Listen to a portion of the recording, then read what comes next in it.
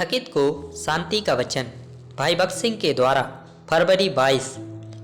यदि कोई मनुष्य पाप करे तो पिता के पास हमारा एक सहायक है, अर्थात धर्मी यीशु मसीह। पहला यूहन्ना की पत्री 2 अध्याय का 1 पद। नए जन्म से पहले हमारा विवेक पाप से अशुद्ध है, हमारी आत्मा मर चुकी है, हमारे प्राण पर अंधकार छा गया है और हमारा शरीर अशुद्ध हो गया है।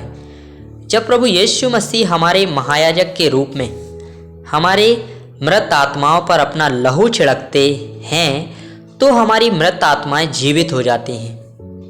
हम दैवी जीवन को अपनी आत्माओं में प्रवाहित होते हुए पाते हैं।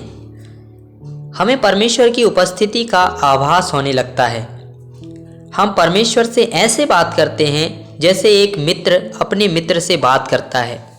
हम महसूस करते हैं कि स्वर्गीय शांति हमारे अंदर आ रही है। जब हमारी मृत आत्मा को जिलाया जाता है तो हमें पवित्र होने की लालसा दी जाती है। जैसे कि प्रभु पवित्र है, हमें भी परमेश्वर के वचन और उसके लोगों के लिए बढ़ता हुआ प्रेम मिलता है। जब हमारी अंधकारमयी आत्मा प्रकाशित होती है तो हमें परमेश्वर की बातों को समझने और उसके उद्देश्यों को जानने के लिए दिव्य ज्ञान दिया जाता है। ईश्वरीय प्रेम के द्वारा हम सभी लोगों को समान रूप से प्रेम कर सकते हैं। हमारा अशुद्ध शरीर भी शुद्ध हो जाता है। अब हम अपने अंगों के द्वारा परमेश्वर की सेवा करना चाहते हैं। हमारी जीभ परमेश्वर की स्तुति करने लगती है।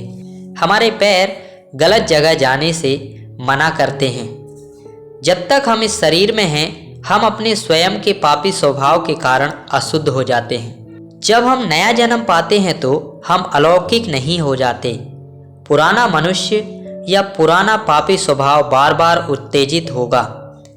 द्वेष, बैर, गर्व, लोभ जैसे पापों को हृदय में धारण करके हम पापी स्वभाव को पालते हैं और अशुद्ध हो जाते हैं। लेकिन हम लगातार शुद्ध करने, धोने और पवित्र करने के लिए प्रभु यीशु मसीह के बहुमूल्य लहू का दावा कर सकते हैं। जैसा कि हम पहला यूहन्ना की पत्री 2 अध्याय का 1 पद में पढ़ते हैं, वह हमारा अधिवक्ता, मध्यस्थ और महायाजक है। हमारे लिए उसकी मध्यस्थता से और उसके लहू के द्वारा शुद्ध करके हम सिद्ध बनते हैं। जैसा हम परमेश्वर का काम करने के लिए अनुग्रह और ज्ञान का दावा करते हैं, वैसे ही हम विश्वास से उसकी मध्यस्थता की सेवकाई का दावा कर सकते हैं। इस अति महत्वपूर्ण सेवकाई के द्वारा हम सभी परीक्षाओं पर विजय प्राप्त कर सकते हैं।